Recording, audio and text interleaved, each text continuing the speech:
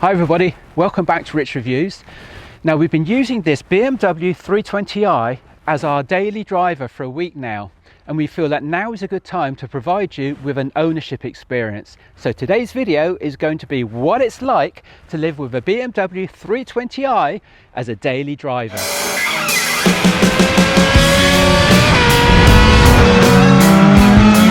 Driving a Lamborghini Miura!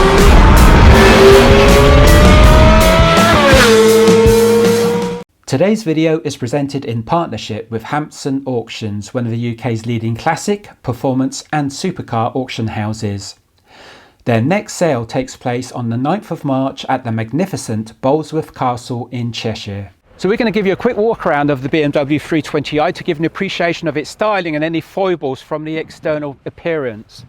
So first of all, looking at the front, it's got the standard BMW kidney grills at the front, which is standard styling for BMWs. I'm not too keen on this plastic approach to this grille style. It's not that great in my opinion. This is all plastic, none of it is metal. And in addition, this is very flimsy. So in my opinion, these materials could be a lot better. This too is all plastic. But again, these BMW 320i's are around £45,000 new. So what do you expect for that money, I guess? It's fairly boxy in its styling, so you no longer have those curvaceous styling days of the BMW M3 series, but of course this isn't an M3, so I'm not comparing against M3. You've got sports wheel, steel brakes. Now, moving to the side of the car, and more in particular to the fuel cap, to the fuel housing, or where you fill the car up. You've got your standard area here where you fill it up with fuel. Obviously if it's diesel, you put diesel in there. And you've got this blanking plug here, this rubber blanking plug. Now I assume that that's for when you've got a hybrid and you'd have a socket there to plug the car in, but that's just not great. I would have expected that to be done a lot more professionally, a lot better quality materials, but I guess you're not going to see it. It's behind this petrol cap door. Moving to the back of the car. Again, more of this low-grade plastic, not great in my opinion. And again, the rear diffuser is all plastic, so not the greatest of materials used, unfortunately, for the car. Just going to open up the boot now. You've got your standard fare for the key, lock with the old BMW logo, lock, unlock, open up the tailgate. And this is an emergency call button. So if we open up the tailgate, it's got an auto open, which is very nice. You've got quite a well designed boot, so very curvaceous, very spacious in here, very well designed, so you can easily fit items in there. You haven't got any blocking sections apart from here and to the right. It's fairly straight in its design, so it's fairly square, so you can easily put quite a few cases in there. So it's good for traveling. So if you want to take this car on any long trips where you're going to be living away and you need to take your suitcases, and it's very well designed for that particular experience. Yes, it's a bit of a boring colour, but I guess BMWs tend to be spec'd in that way, especially if they're going to be used as a daily driver. And this has obviously come from a hire company, so I guess that they would spec the cars to be in that sort of design anyway. So that's the BMW 320i from the external appearance. So now we're going to take it out on the road and see how it drives in relation to our customer criteria.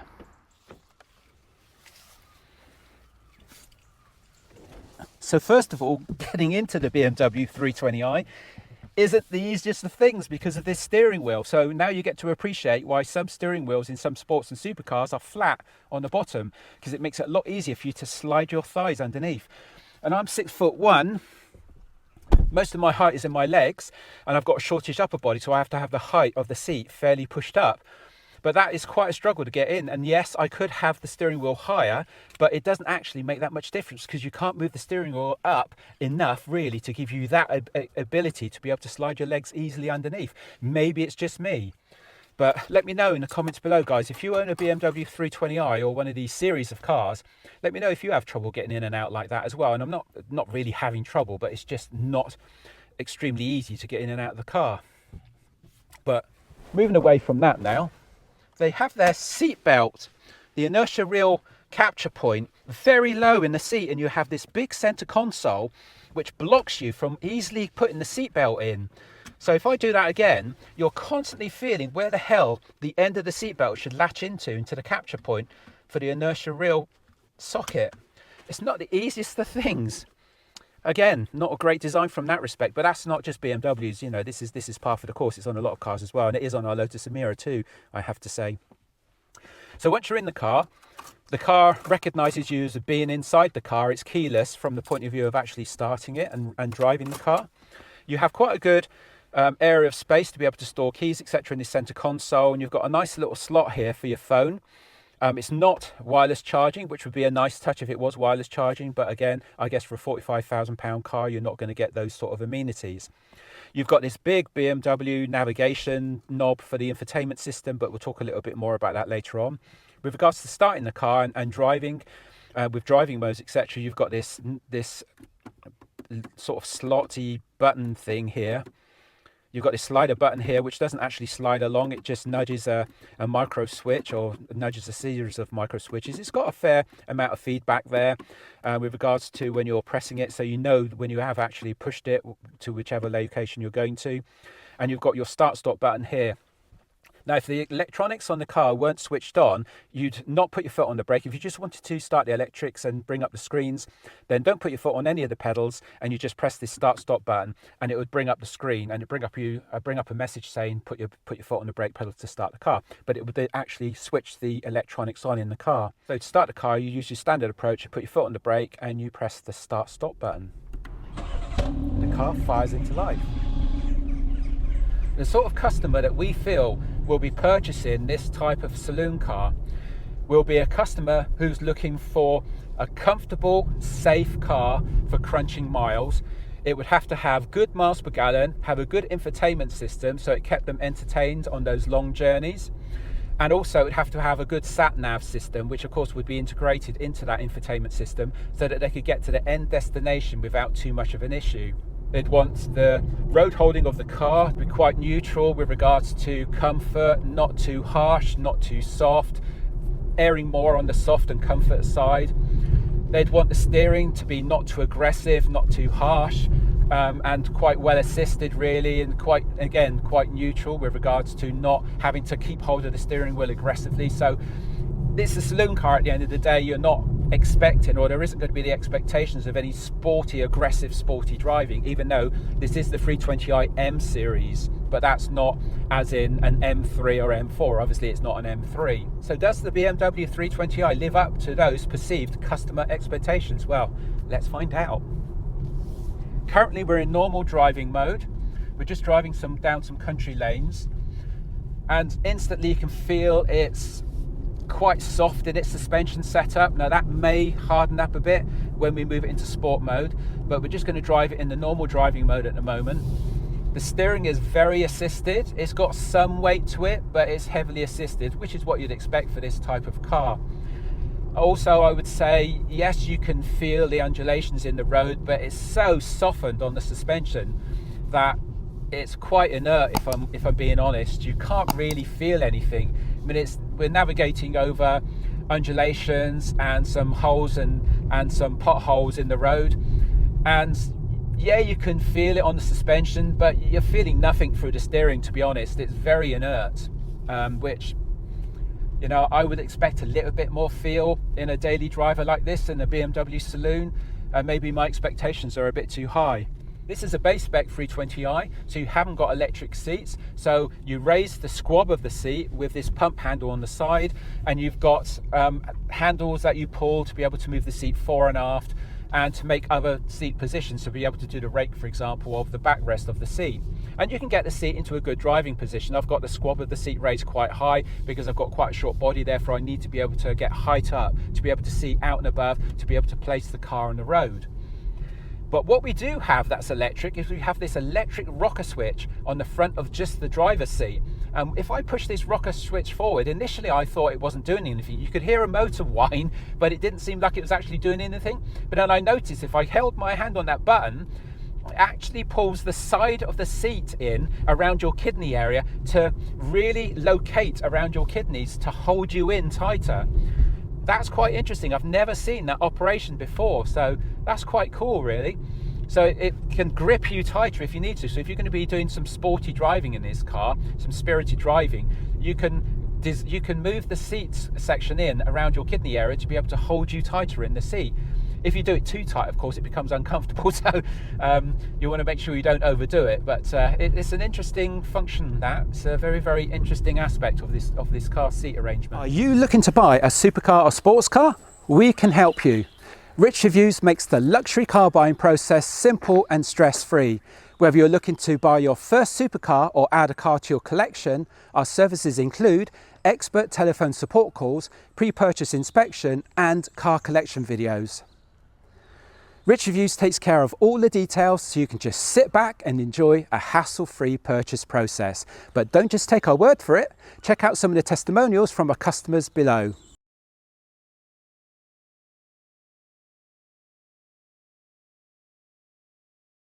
Contact us today via the comments below or at the following email address.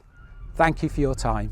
The general ergonomics of the interior of the car is good. This particular car is quite boring in its design. It's grey and black, so all the dashboard is black, and it's this sort of plasticky material, which again, I guess it's because it's a base spec car. Again, these cars are around £45,000 starting point, so that you're not spending a heap of cash on these cars. It's nice enough in its design, just in my opinion quite boring. You've got a lot of plastics in here. The air vents are very plasticky.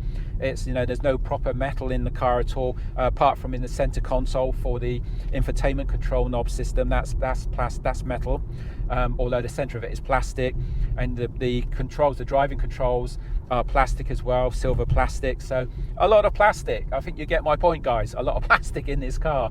You've got ease of access with regards to visibility through the steering wheel for the top gauges, and it's not really gauges, it's all electronic screen. You can switch between various different modes for the driver's screen, although there's not that much that you change around from that aspect. You can change the center section, the center display of the screen, to be able to provide different information. At the moment, I've got it providing me metrics for the particular criteria for this trip. You can change it to a map mode as well, so it will bring up a navigation section in the center of the car as well. And it gives you all the information you really need from that aspect.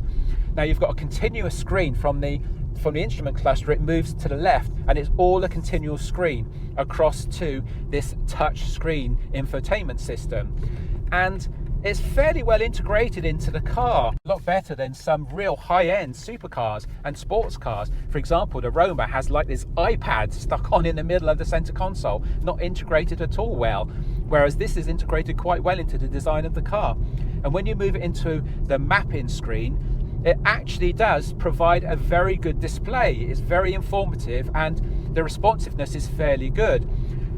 But of course, again, it's a touchscreen, and a lot of functionality is again hidden behind this touchscreen. For example, if you want to change the heating controls of your seats, you've got to go through the touchscreen. If you want to action and change the climate control, yes, you've got some climate control knobs down here, but all you've got really is a fan speed. To be able to change the temperatures on either side, you've got zoning on the climate control system here for left and right. You've got to press these touch controls. You've got to press left, down and up, and again, your eyesight is taken away from the road. If you're driving a car, the safety aspect is to keep looking at the flipping road, not looking at controls on a touch screen. I know I've gone on about this before, guys, but it's just crazy how so much normal everyday driving use functionality is embedded behind these bloody touch screens. Manufacturers, when the hell are you going to stop doing this? It's dangerous, honestly. But what I must say is Apple and Android CarPlay is well integrated into this system, and that works very, very well. So you've got good access to music, good access to the sat navigation. So for example, Waze is very usable on this touchscreen. In fact, it's very, very usable on this touchscreen. It works very, very well. So the integration from that aspect is very good. But what I don't like is the fact that they're putting key operations behind the touchscreen that should be on switchgear. And I know why they do it. They do it because it's a lot cheaper to change and modify software than ever it is to create physical switchgear, and to have to create different physical switchgear for different models. It's a lot easier to change the software, but it's a cop-out by manufacturers. They're cheapening out on that side of it. Just pay the extra money and spend the extra money and put in proper switchgear, and hopefully legislation will come in that will prevent all this from going forward in the future, that they'll have to stop putting all this functionality behind these touch screens. But I'll stop on my rant now. But in general, the touchscreen is very good for infotainment system, for sat navigation, and for Apple CarPlay, etc. So it's very well designed from that aspect, and very legible as well. So very well designed. It's just the same as other manufacturers. They embed all this functionality behind these screens. Like many other manufacturers, the BMW 320i has a wealth of safety aids. All these nanny safety aids that warn you if you're encroaching on the speed limit, if they warn you if you're crossing or about to cross the white lines. They warn you on just about bloody everything. And for example, if you're encroaching near the white lines, it gives you force feedback through the steering wheel, and yes, you can adjust it through the touch screen interface, but you can't switch it off totally, and you can't switch off the speed warning totally either. You can switch it off for a driving session, but every time you get back and start the car, it switches it all back on again. It's friggin' nightmare. I hate all this bloody nanny stuff. I mean, God, it's a friggin' pain in the backside. Every single time we've got in the car, the first thing we've had to do before we set off is go through these friggin' menus and find the functions and the options to switch all these nanny aids off. And you can't do it when you're driving. My son does it when we're driving sometimes from the passenger seat, but as a driver you can't do it because you'll have an accident, because it's too embedded behind screens in the car. I know some cars provide you a button where you can press a button and it brings up all the options, and you can switch them all off fairly easily if you want to. That way they're provided the legislated default setup whereby they're automatically switched on for each driving session, but they enable you to switch them off quite easily. From what we can tell in this car for our week's ownership, you can't do that easily. You have to go through the embedded screens and switch them out manually. It's a real pain in the arse, and yes, it's a nightmare.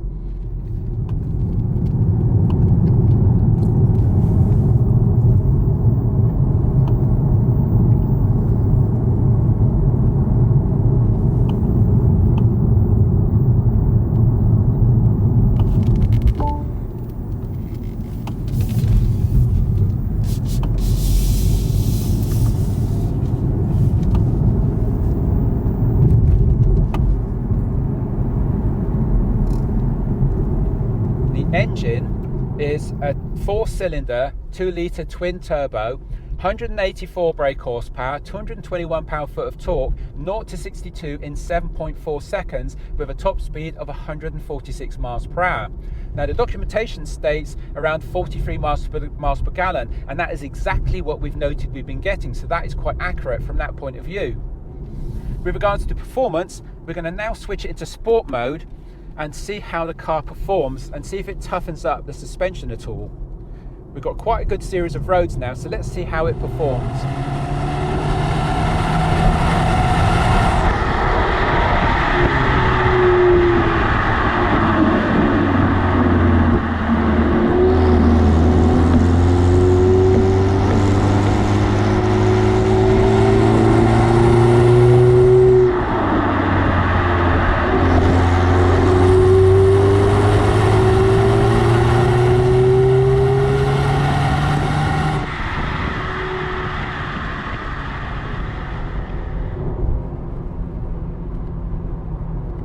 It's quite a sporty car, so it can be quite a sporty car if you switch it into manual mode and you drive it in a very spirited fashion. But you can't get away from the fact that this is quite a heavy car. This is 1,590 kilograms in weight, and with its 184 brake horsepower, that provides 115 brake horsepower per ton, which isn't the best. But again, it's a saloon car, it's a daily driver saloon car, so what do you expect? You don't expect it to have a whacking great high brake horsepower per ton. It's not going to be a lightweight, it's airing on luxury, not sports driving. Yes, it's going to be a bit sporty, but it's not going to be an out and out track car. It's not very engaging, that's the thing that's catching me out. It's just not enthralling. The way, in the manner it delivers that power, is there's no real theatre to it, there's no real sound, you don't get slammed back with the gear change, it is ultra smooth. So does the car fit the criteria of the sort of customer that would be purchasing these cars? So again, as I detailed at the beginning, they're going to be purchasing this car for good miles per gallon, for a good infotainment system, good safety aspects, to be able to get from A to B in comfort, and safety, and have a good infotainment system and good satellite navigation system for getting them from A to B in a comfort manner and in a comfortable, safe manner. I would say yes, it fits all that criteria, and it has a sporty edge to it as well if you set it up into that sporty mode. It's not extensively sporty, but that wasn't what it's designed to do. It's designed to be more of a daily driver, mileage crunching saloon car. And I feel that's what it delivers very well. So yes, it definitely does meet those expectations.